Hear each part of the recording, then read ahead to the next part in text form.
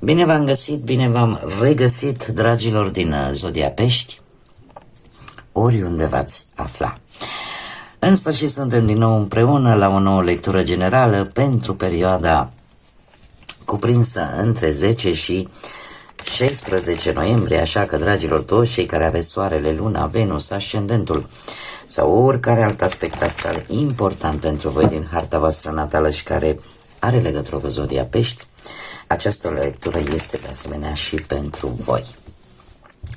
De asemenea, nu trebuie să uitați, fiind o lectură generală, vă rog să luați decât acele mesaje care rezonează cu voi, iar restul lăsați-le să zboare în univers, pentru că sigur sunt pentru alte energii care într-o mai mică sau mai mare măsură au o legătură cu Zodia Pești.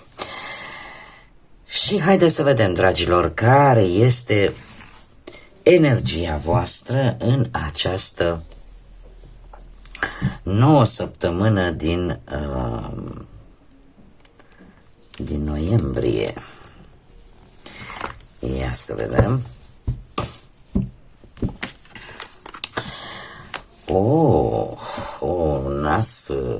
Un nas de foc, dragilor. Sunteți foarte energici și sunteți foarte deciși și vreți acțiune și vreți să treceți la treabă și vreți să faceți lucruri mari. O energie foarte bună. În același timp, aș mai zice că sunteți și foarte pasionali în această săptămână, sau cel puțin asta e energia pe care voi o emanați. Aveți mai multă încredere așa în propria voastră intuiție și sunteți gata să faceți primul pas într-o anumită situație care pe voi vă interesează. Haideți să vedem ce ne mai spune tarotul, ce vine pentru dragii mei din Pești în săptămâna 10-16 noiembrie, atât pe plan profesional, financiar sau sentimental. Să vedem. E ceva aici care nu vă place totuși. Un mic blocaj. Ia să vedem. Și avem pe plan profesional. Pe plan profesional exact. Da. Dragilor. Pe plan profesional, exact se justifică această energie. Vreți să nu mai stați locului, să puneți osul la treabă cu acest 3 de bâte. E posibil să faceți și mici drumuri pe motive profesionale. De ce vreți să luați atitudine sau de ce vreți să faceți voi primul pas?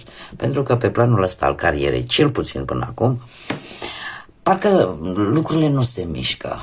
Parcă, nu știu, dacă v-a promis, domne, hai că să mai treacă să vină sărbătorile, că îți mai pun ceva în plus la salariu, sau poate te ajut să avansezi, sau poate stai așa, că acum nu se poate, dar în preajma sărbătorilor, uite, te ajut să-ți găsești de muncă, ceva aici nu se mișcă. Cumva tot apar tot felul de amânări și lucrul ăsta pentru voi, mai ales, eu zice pentru cei care aveți destul de multe planete în zodii de foc, asta v-ar ajuta tare mult.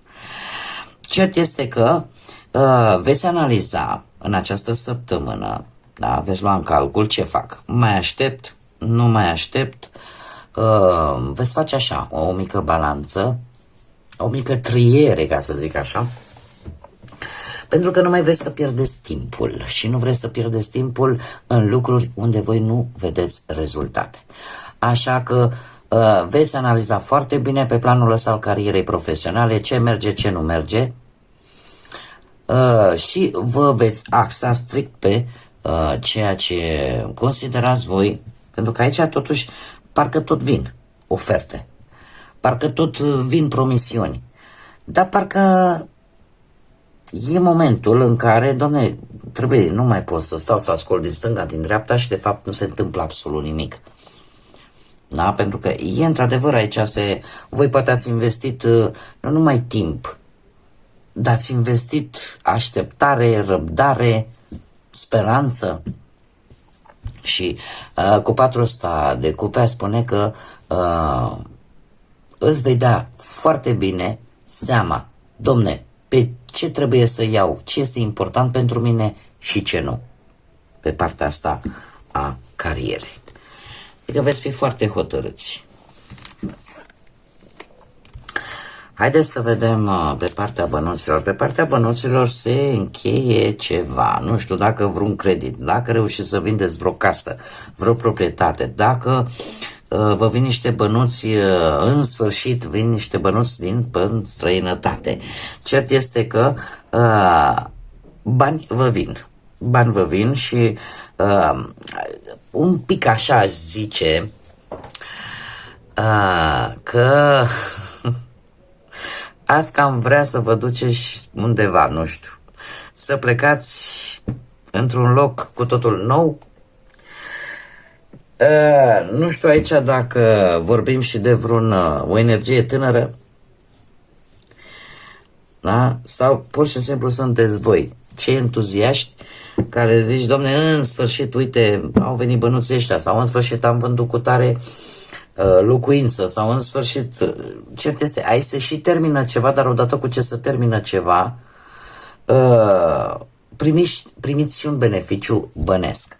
Și pur și simplu, orică vreți să vă bucurați de ei, orică aveți voi un vis, dom'le, vreau să ajung în iarna asta sau în perioada asta să ajung în nu știu ce oraș sau nu știu ce loc special unde tu nu ai mai fost până acum. Și sunteți hotărâți și posibil chiar să-l și faceți. Adică să treceți de la plan la acțiune, că vedem foarte clar că sunteți puși pe fapte mari. Foarte interesant. Deci a căzut, avem lumea, da, care după cum bine vedeți are o roată. Are o roată și avem de asemenea și roata destinului pe partea asta a relației. Dragii mei dragi, lucrurile se vor mișca într-un ritm alert. Și e bine că aveți această energie de acțiune. Această energie este foarte bună, mai ales pentru voi. De ce? Pentru că lucrurile se vor mișca foarte repede și în special pe plan sentimental. Nu știu dacă unii dintre voi aveți perechea voastră are legătură cu zodiile de foc, Berbec, Leu, Săgetător, dar există aici un aspect, ca zice eu, benefic în relația voastră, mai ales cu acest om de bâte. Pentru că dacă aveți ceva de rezolvat cu perechea voastră, vi se va ridica mingea la fileu, ca să zic așa. Ar fi momentul prielnic ca ceea ce este de rezolvat depinde foarte mult de voi și de cum veți acționa voi ca acest lucru să se rezolve sau nu. Cert este că vă veți pune în mișcare într-un mod foarte alert, foarte rapid. De asemenea, această carte îmi vorbește și de relațiile foarte rapide, care se consumă foarte rapid, adică care nu persistă în timp. Da? Și de asemenea, dacă nu vorbim de o energie de foc, Berbec, Leu, Săgetor, e posibil ca voi să aveți vreun ascendent, așa cum bine am văzut încă de la începutul lecturii, un ascendent într-o zodie de foc, Berbec, Leu sau Săgetător. Cert este că sunteți în această perioadă, voi decideți, din câte văd eu aici, cel puțin unii dintre voi veți decide să faceți lucruri împreună, pentru că v-ați dat seama că parcursul relației voastre depinde foarte mult de voi și de cum veți acționa voi și atunci veți încerca să faceți lucruri împreună pentru a avea o perioadă cât mai stabilă, da? O relație cât mai liniștită. Și chiar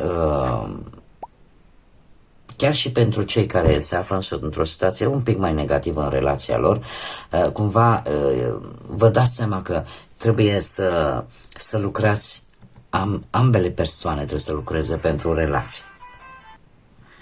Bun, îmi cer scuze pentru întrerupere, deci, așa cum am mai spus, există într-adevăr în această perioadă pentru cei care sunteți într-o relație sentimentală, ideea că trebuie să faceți lucruri împreună pentru a avea o perioadă cât mai stabilă, cât mai liniștită și chiar și cei, cum am mai spus, cei care treceți printr-o situație un pic mai negativă, vi se ridică cumva, așa cum am mai spus, roata destinului începe oarecum să se miște și vă ridică așa la fileu șansa de a rezolva anumite aspecte din relația voastră. Dar, cum am mai spus, depinde foarte mult de voi.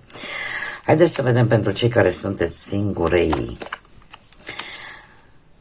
Cei care sunteți singurei, burlăcei și burlăcițe, dragilor, nu știu dacă zodia Capricorn vă spune ceva, dar voi sunteți pe cai mari. Pe cai mari, haideți să vă spun un lucru. Se pare că până acum ați fost în două variante mari și late, dar prima este cea mai pregnantă. Cred că până acum v-ați tot avut relații fugare, relații care poate n-au ținut decât de atracție fizică, sex appeal, pasională și cam atât.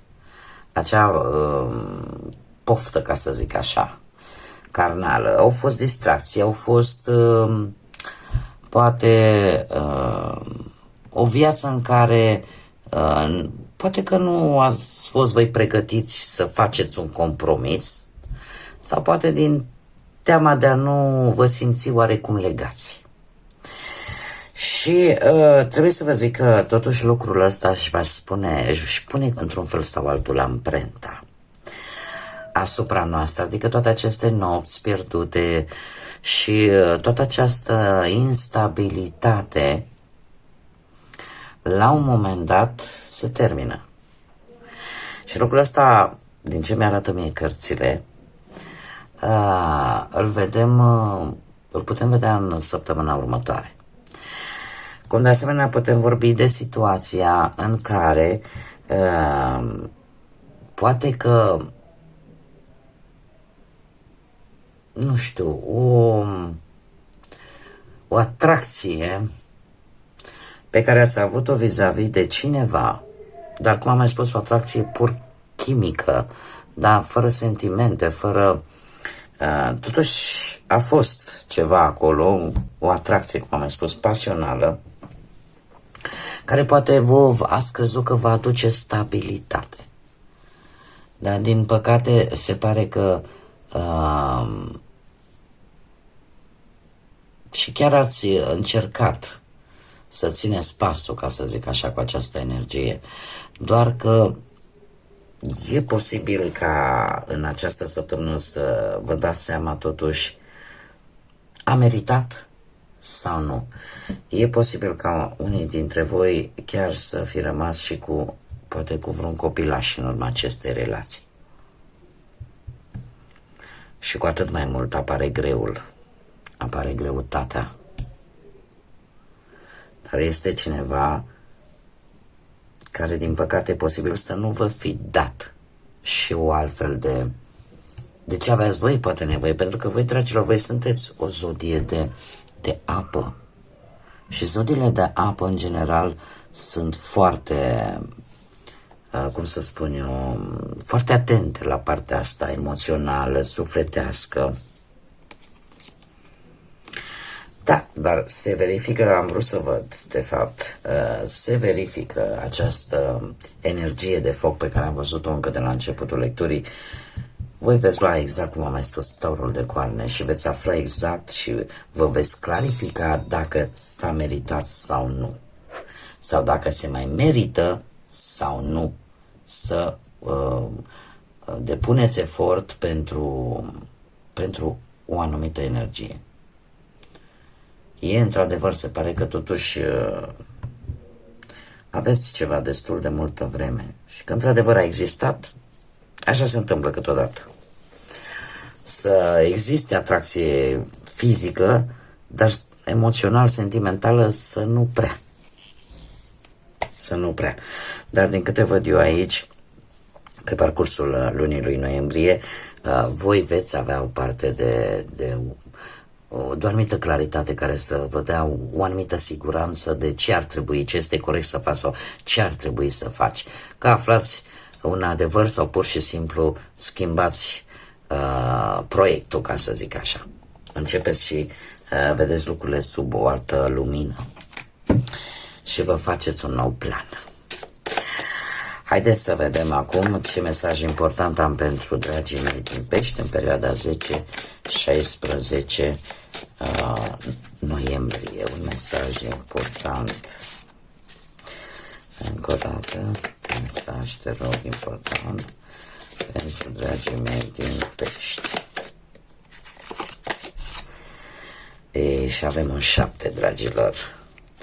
Un 7 cu o sabie. Fă o schimbare, exact, e aceeași sabie pe care o avem aici. Dragilor, numărul 7, în afară de faptul că e un număr spiritual, un număr divin, da? Totuși vine cu o gândire profundă. Vine cu un simț de observație extraordinar de bun. Dar în același timp vine cu o creștere la nivel de suflet, la nivel de spirit. Cumva ieși dintr-o anumită nebuloasă.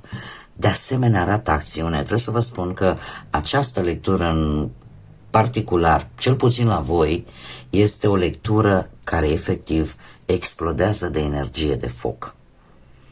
Și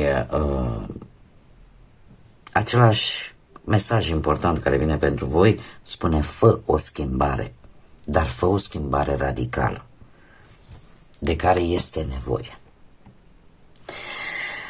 Bun, dragilor, cam atât am avut pentru voi pentru această nouă săptămână din noiembrie. Trebuie să vă mulțumesc tuturor abonaților mei dragi pentru răbdare, pentru înțelegere, da, pentru perioada asta care am lipsit din motive pur medicale. Așa că mii de mulțumiri tuturor. Desigur trebuie să vă mulțumesc pentru like-uri, comentarii, distribuiri. Sunteți minunați, sunteți minunați. În felul acesta mă ajutați extraordinar de mult ca acest proiect numit Tarot Flori de Loto să meargă să ajungă în casele cât mai multor oameni. De asemenea, pentru cei care nu v-ați abonat, dacă v-a plăcut, dacă ați rezonat, dacă mai vreți să vedeți lecturi de acest gen, nu ezitați, abonați-vă, este gratuit. Nu uitați desigur de like-uri, comentarii și distribuiri și desigur puteți activa clopoțelul pentru a primi notificări atunci când eu fac lecturi noi. Dragii mei, o săptămână țineți-o tot așa. La voi e mai rar o acțiune asta și cu energia asta de foc, așa că eu mă bucur de câte ori apare și așa că faceți ceea ce voi considerați că e bun pentru voi. Din partea mea, multă energie pozitivă, desigur, multă lumină în suflete și în gânduri și desigur, până la următoarea lectură, să fiți iubiți, dragi.